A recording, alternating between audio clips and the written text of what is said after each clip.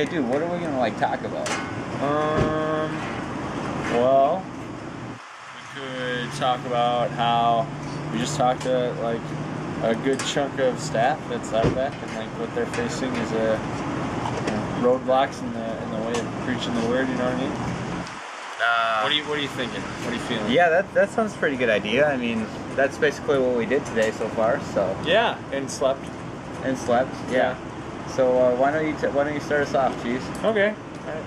All right. Let's change it up a little. Let's do a little interview style. Okay. So Cheese, it's a nice pleasure to have you today. What do you think, Dylan? Boy, wow, I'm sitting next to D Cheese. Stop. Well, anyway, let's talk about some biz, huh? Alright. Okay, so we got a tour of Saddleback today, right? Yeah. Wow. Yeah. So what were your thoughts on Saddleback? It's big. It's a big church. Okay, so it's a big church, right? Was there anything that you came in?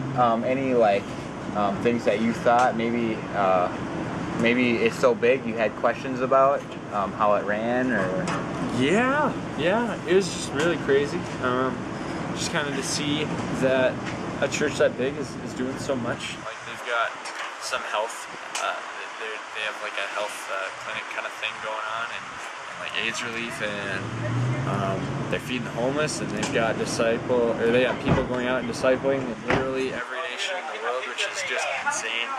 And they're still like really focused on their community and their college community and their high school students, and like it's all just really carefully thought out. In my personal opinion, I just think it's really neat for a big church like that to do that. Yeah, so we got the chance to talk to Brad, who is a college pastor at Saddleback, and what were some things that you thought were the most impacting about what Brad was talking about, how the college was ran, how the college ministry was ran, and everything?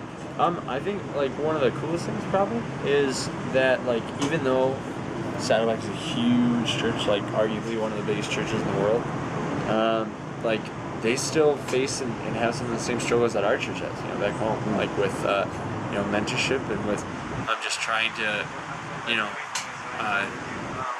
kill two birds with one stone as far as like staying deep with their messages but still trying to be open and welcoming to the newcomers, which is really cool. I hope to bring that. I hope that we can incorporate that back home with our ministries that we have on campus, and yeah, they don't just like water it down all the way.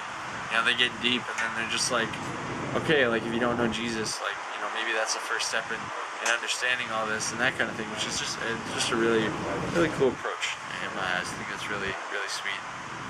Wow, that's great, man. That is so cool. You really put the cheddar on the cheese there.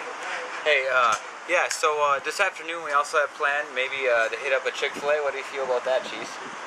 I'm happy for Caleb. Happy for Caleb. Hey, Caleb, come over here. There he is. Caleb, come over here. Come on in. Come over here.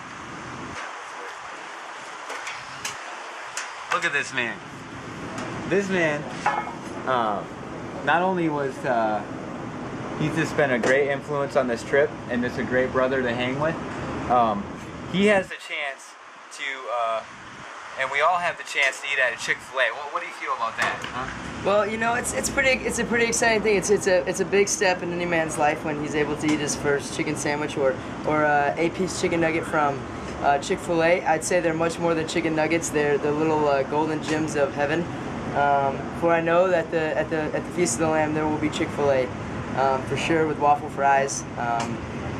Don't quote me on that, but so I'm pretty pumped. I'm pretty excited, and I know these guys are too. And I know that after we eat, not only will they not be able to stop talking about Jesus, but they won't be able to stop talking about Chick-fil-A either. So. Well, there you have it. A bunch of guys experiencing what's happening in California, Southern California, and we're just going to chill the rest of the afternoon, get some Chick-fil-A, and do some prayer and reflection. And we hope you follow us on our next couple video logs before we end up this trip. Thank you much, and have a great evening.